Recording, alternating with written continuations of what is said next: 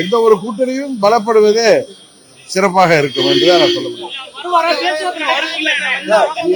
எந்த ஒரு கூட்டணியும் மேலும் கட்சிகள் பலப்படுவது ஒரு சிறப்பான விஷயம். இப்ப திமுக போற வர்றவங்க எல்லாம் ரோட்ல போறவங்க, தபால் போட வந்தவங்க, ஸ்விக்கியில கொண்டாந்து கொடுக்க வந்தவங்க எல்லாரையும் கட்சியில சேர்த்து அவங்களுக்கு சீட்டு கொடுக்குறாங்கல்ல, கூட்டணியில சேர்த்து. அது மாதிரி அம்மா புரட்சி தலைவர் காலத்துல மந்திரி பதவிகள், பொருளாதார வளர்ச்சிகளை பெற்றவங்க எல்லாம், காலாவதியானவங்க எல்லாம் அங்க சேர்த்து சீட்டு கொடுக்கிறார்ல திமுக. அவர்களே அப்படி செய்யும் பொழுது என்டிஏ கூட்டணி வலுப்பெறுவது தமிழ்நாட்டிற்கு நல்லது.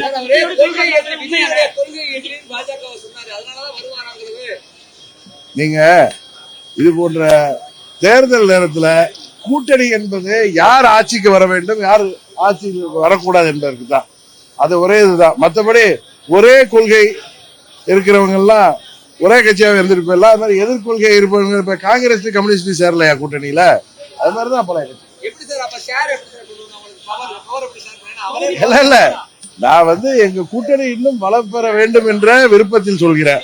மற்ற விஷயங்களை அண்ணன் இபிஎஸ் அவர்களும் பாஜகவின் டெல்லியை சேர்ந்த தலைவர்களும் பார்த்துக்கொள்கிறார். எங்கள் விருப்பமும் ஏடிஎம்கே பெரும்பான்மையோடு ஆட்சி அமைக்க வேண்டும் என்பதுதான். அது எங்களது விருப்பம். நான் பலமுறை சொல்லிட்டேன், எங்களது விருப்பம்.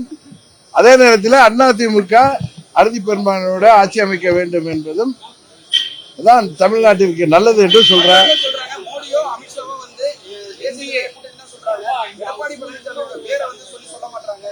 அதெல்லாம் சொல்றாங்களே நிறைய, அவங்க பேரெல்லாம் பிரதமரும் ஹோம் மினிஸ்டர் சொல்றாரு.